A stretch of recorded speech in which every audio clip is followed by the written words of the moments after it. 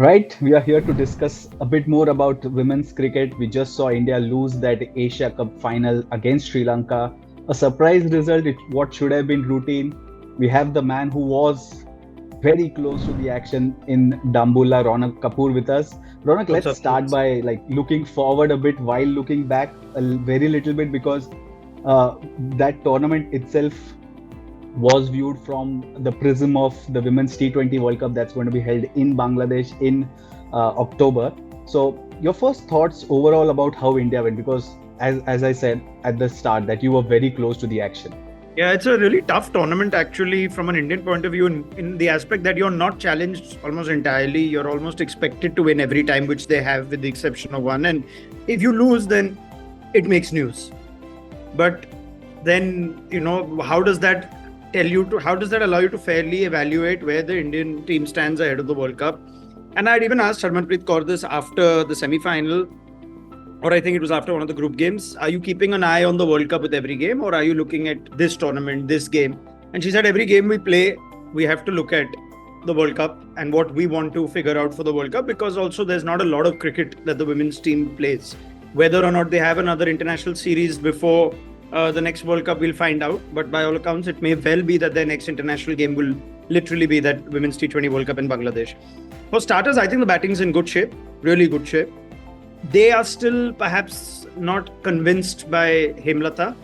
And even after giving her a promotion and making her open in the game that Harman was rested and Smriti led but did not open, she got a score, but something about it is still not convincing the management that even after a 47, you've gone for Chetry, who's barely had any cricket. So I think that's the only area as far as the missing piece in the puzzle goes for batting. If you get 165, that's a really strong score in a final. And you should be able to at least challenge your opposition further, if not win more often than not. The fact that India barely challenged Sri Lanka, all factors considered, the questions for me are bigger on the bowling.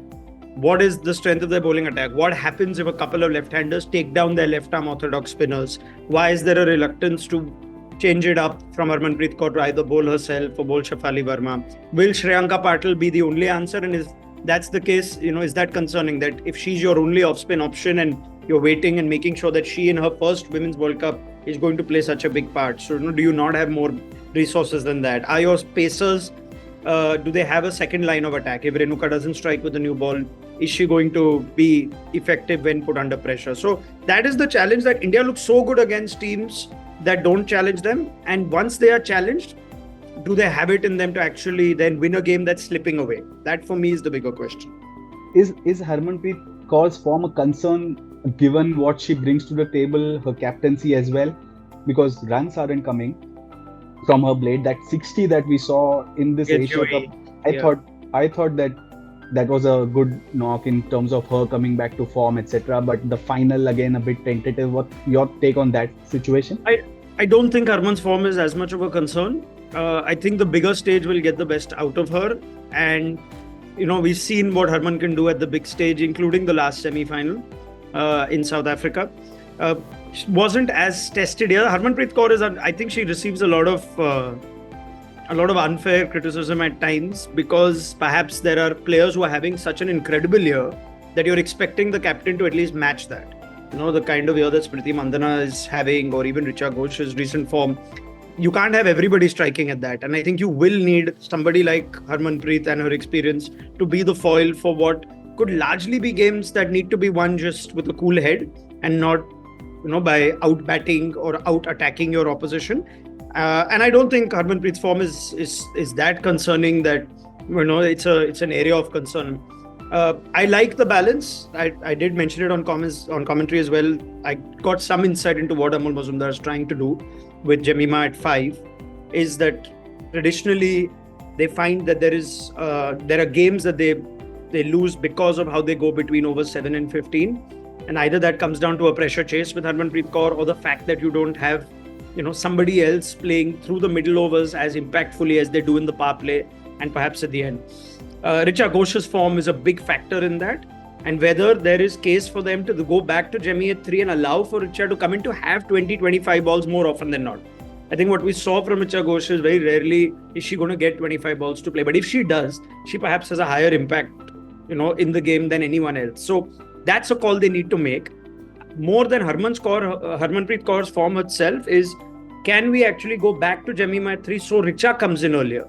Or are you still saying, no, we need the safety of Jemima in case we are 3 down early? Slightly defensive approach, but it may not necessarily be the wrong approach, because India's approach in the Men's World Cup was taking senior players because they thought their experience in what would be a lower sort of par performing World Cup would come into play. So I think if they feel like even at this World Cup, they'll be able to win more games like this, they need to identify what their template is. Right now, that template is confused because neither Hemalatha or Chetry fit in to their plans with assurance.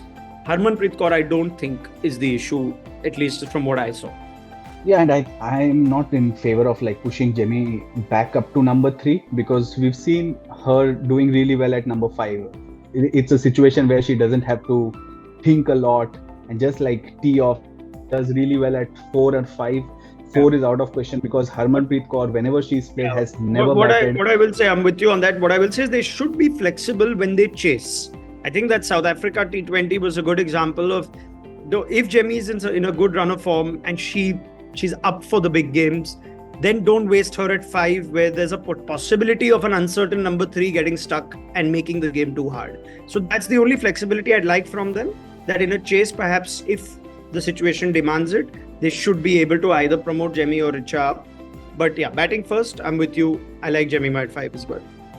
The bowling now has a bit of, I won't say concern, but there are some question marks as to if Shreyanka Patil comes in, will there be a lot on her shoulders given the formation of the bowling attack is likely to be same? So I think India need to first identify what their first choice bowling is and whether that first choice bowling attack actually is able to counter the strengths of most of the teams that will challenge them. And now with Sri Lanka's surge, they're in a tough group for the Women's T20 World Cup. Where you would have thought India and Australia would be favourites for the semi-finals. Suddenly Sri Lanka have just, spoiled those calculations. You could never rule New Zealand out either. So this is now a really tough group. And you could see how 2 left-arm spinners, as promising as Tanuja Kanwar is, and even though Radha Yadav has had a pretty strong return to the T20 side, that's a great example of where they become ineffective. And it's not about a player having a one-off bad game. Like Vastrakar had a one-off bad day where she wasn't effective. But Vastrakar is in your top lineup, come what may. I think with Radha Yadav and Tanuja Kanwar, a vulnerability was exposed of India, where they didn't have a spinner who could either adjust to an unfavorable matchup against her, or a spinner who can turn the ball the other way, which further surprises me as to why Asha wasn't even tried in the entire tournament. At least you have an X-factor bowler who can turn the ball both ways.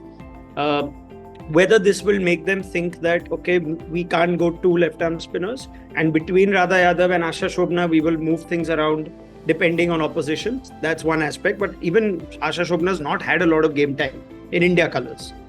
She is experienced enough in age, but this was a great tournament to give her a few games. I'm not sure what the reason was of not going with that. Clearly, they think left-arm spin is the way to go. Left hand or right hand, whichever opposition. In Bangladesh, the left-arm spinners, especially the ones that can bowl quick, will be handy. And Radha Yadav showed that. But the day 2 left-hand batters, which not a lot of teams have, take her down and bat a large part of the innings, are you going to look at that as concerning? I think it shouldn't be an overreaction of panic. I still think this is a very good team.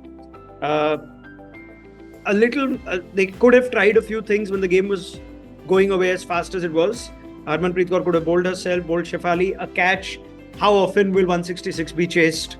These are things that happen. So I understand why there'd be so much outrage over India not winning. But this was a story of Sri Lanka's excellence, and I don't think there should be too much of a concern or an over-analysis of the Indian team. They will still be a pretty strong team, in my opinion. Yeah, one last bit. Ever since Amol Muzumdar took over, his first press conference, you look at that and you look at the last one that he gave after the loss, there has been one word or one phrase about fielding. And time and time, this aspect has been cropping up.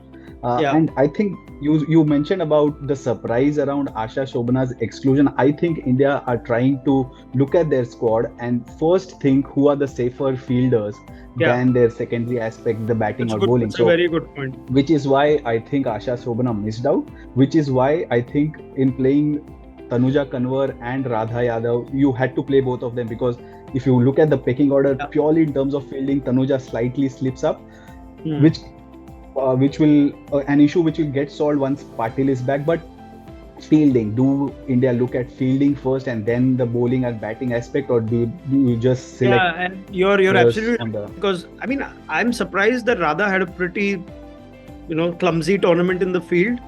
So otherwise, you expect a little more from her. And Renuka also is not your, she's not your Right. That's a player, with due respect to Renuka Singh, you have to look to manage in the field as well. So once you start adding to those numbers, that's quite a few.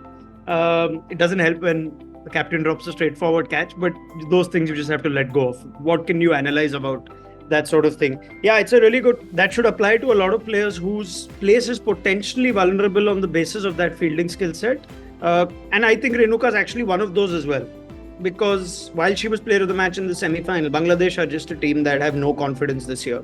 And barring those two wins against Thailand and Malaysia, they just don't look a team that are up for it. So is Arundhati Reddy a better option then? I think those are the more important calls to make for certain players, because otherwise this team had no response to a strong batting lineup, which they will face when they play Australia, possibly if they make the semi-finals against England. So I think that is an aspect they need to look at, but again, wouldn't overly be critical of this team. So final word, almost 2 months away from that first T20 World Cup match, India top 4 finish, or you see them dropping down in that group? They'll finish in the top 4. I'm quite confident they'll finish in the top 4. Whatever things they need to sort out, it's just that 3 is a key position and you should have had it sorted by now. And Hemalatha, if she got a score, you should have played her in the semi and the final. So I don't know if now carrying Hemalatha to the World Cup makes sense, because you didn't play her in the semi-final and the final. And now you're going to put Chetry there, who's also untested. If you really rate her hitting against spin and all that, then fine. But that's a key place they haven't. I wouldn't mind if they take a gamble and put the extra middle order hitter there.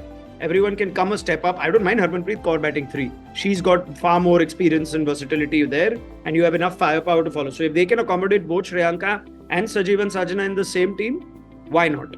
That's a call they need to make.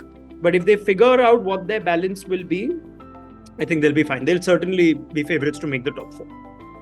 What do you think? Right? They should make the top 4, because I think one of the traits of this Indian women's cricket team is that in tournament matches, they often kind of lift their game up. Yeah. This Asia Cup, I think the final just was an exception. Otherwise, you look at their record since the T20 World Cup of 2020, where they made their first final. Yeah, they've been superb in tournament cricket. So I don't bet against them making the final as well. So it's a very good side. Just the this Sri Lanka team was having so much going for them, and you can't help to think the whole crowd there, it just got them pumped up. This will be a World Cup, neutral venue. India have enough experience in Sylhet. So I wouldn't be surprised if India planned really well for Sri Lanka come the World Cup. So I don't think you should get too concerned about this team. I think they're in good shape.